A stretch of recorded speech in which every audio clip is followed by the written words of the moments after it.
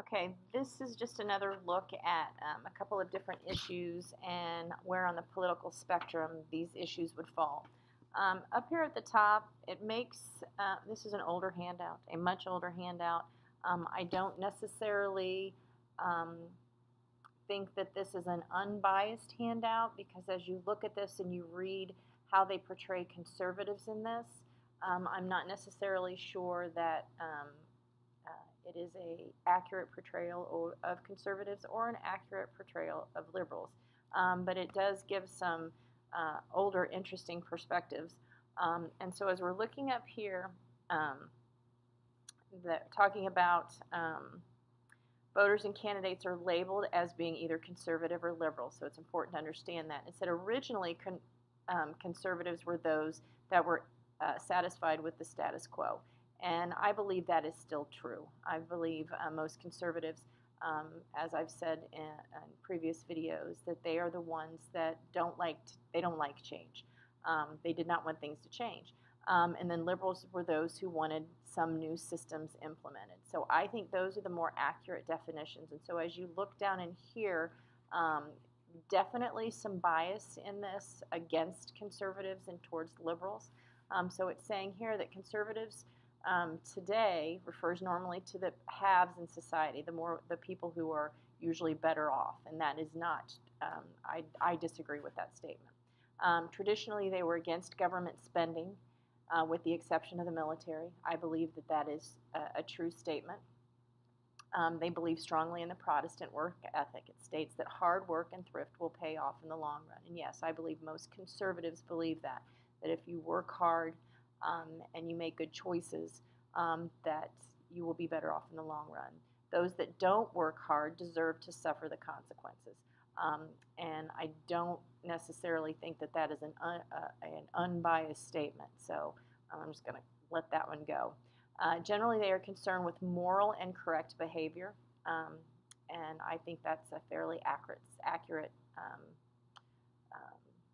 statement, but I don't think that liberals are immoral and have incorrect behavior, so we need to be careful there. They are willing to sacrifice fairness and rights in order to prevent immoral or wrongful behavior, and once again, I just think that's a very biased statement. So this probably isn't the best handout, but I like the questions at the bottom. I should have cut the top off, but it is an interesting perspective on how people view the difference in liberals and conservatives.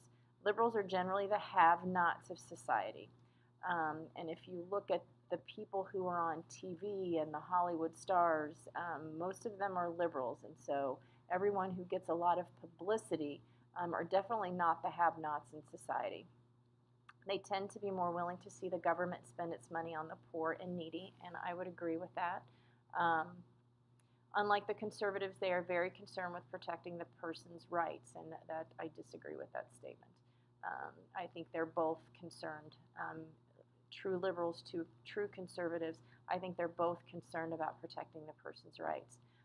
They are much more likely to be in favor of abortion, and most liberals would tend to be more pro-choice, more accepting of pornography. This idea of rehabilitating criminals as opposed to giving them long prison terms, that would be more liberal, and then the protecting the rights of gays.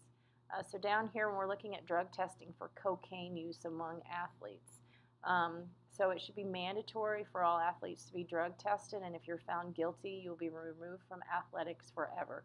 That would be very reactionary. That's going to be very, very far-right attitude on drug use. All athletes should be encouraged to use cocaine, and obviously that would be an extreme view on that, so that is going to be on your far left. That's going to be a radical view on that. Drug testing is a violation of the Fourth Amendment right to illegal search and seizures. No drug testing should take place. And once again, that would be a liberal. It's not going so far as to encourage drug use, but it is saying we should not do drug tests. And then a conservative view would be to do the drug testing and then give some sort of rehabilitation. And then after you've violated several times, then we're going to suspend you. Elimination of pornography. The viewing of pornography is a natural urge that should not be repressed. It is the right that is protected with the First Amendment. And once again, going back to what they're saying and the fact that liberals are more interested in the protection of your rights. That's what a liberal would say. The viewing of pornography causes rapes and degrades women. All forms of pornography should be removed. That's an extreme on the far right. That would be reactionary.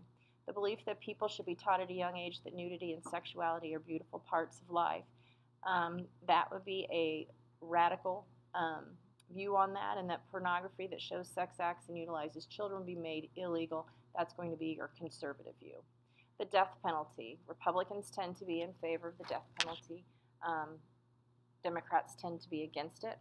And when we're saying the death penalty should be used, we know we're on the right-hand side for more crimes, and gradually most crimes would disappear. So that's fairly a conservative view.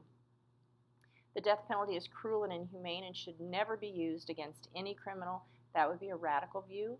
The death penalty should only be used when we are absolutely sure that the convicted murderer is guilty, and that would be more liberal on this continuum when we're looking at the extremes of the four issues. And then jury trials are a waste of time, and violent criminals should be lynched immediately. And once again, that's something we did way back in the Wild West days, and so that would be a more reactionary.